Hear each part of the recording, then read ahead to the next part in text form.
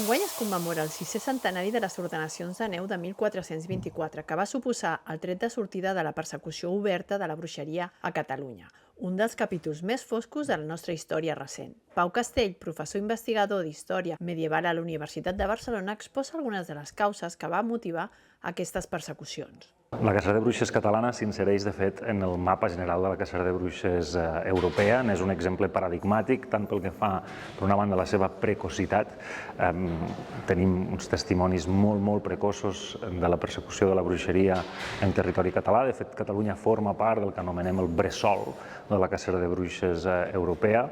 I, en segon lloc, per la seva intensitat. Catalunya també és un lloc que durant els segles moderns, durant els segles de la cacera, va ser un dels epicentres, un dels focus de persecució amb centenars, de fet milers, de dones jutjades per bruixeria. Segurament el fet més rellevant i el que commemorem enguany és la promulgació d'aquesta llei l'any 1424, i en aquell any el comte de Pallars, reunit amb les màximes autoritats civils i religioses de les Valls d'Àneu, van decidir promulgar uns nous estatuts legals que condemnaven aquelles persones que es reunien de nit, que abjuraven de la fe cristiana i que juraven fidelitat al diable o boc de Viterna.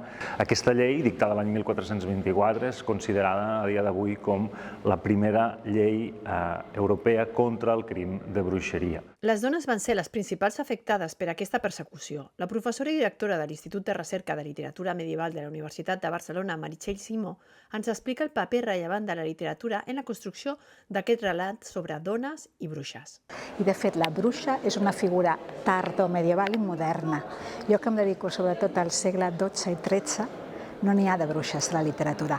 Hi ha fades, hi ha dones meravelloses, heredades de la mitologia celta, d'altres mitologies que s'incorporen en aquesta literatura i que són aquestes dones meravelloses, amb poders, de vegades benèfics, de vegades no tant, que al segle XIII són objecte d'un procés de racionalització, de cristianització, i és quan es comencen a convertir en el que al final de l'edat mitjana seran les bruixes. És que el que es busca també estigmatitzant la figura de la bruixa és controlar les dones, controlar sobretot certes formes de saber, avui en dia diríem alternatives, que practicaven les dones, que eren de transmissió femenina.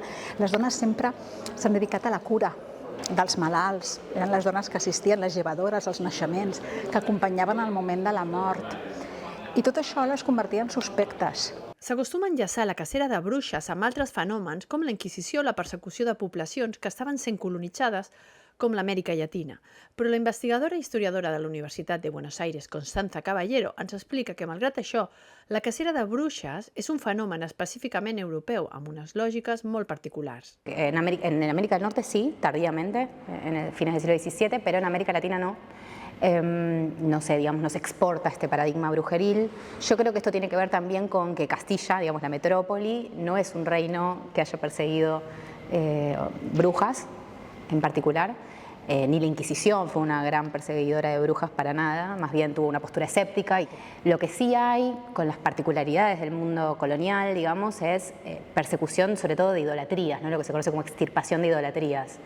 Pero tienen que ver con prácticas mágicas vinculadas a las sociedades americanas, pero que no se adecuan al estereotipo este que venimos diciendo, ¿no? Este crimen en contra de la sociedad, en contra de la cristiandad, colectivo, clandestino. La casa de brujas en realidad son casas de brujas, o sea, no hay un único paradigma o un único estereotipo. La imagen de la bruja en principio es, bueno, mayormente una mujer, aunque hay zonas donde también se persiguieron hombres, pero minoritarios. O sea, creo que se dice que entre un 80%, un 75 y un 80% de las víctimas fueron mujeres, o sea que está totalmente vinculado con el género.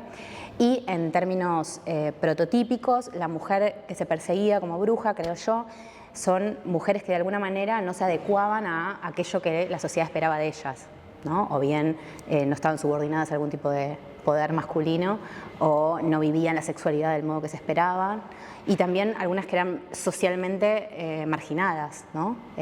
Vulnerables en términos, digamos, sociales y econòmics. La investigació sobre la cacera de bruixes és rellevant per ser conscients de com la por i la ignorància poden desencadenar grans injustícies i com un document legal aparentment inofensiu pot portar a la destrucció de tota una generació de dones sàvies.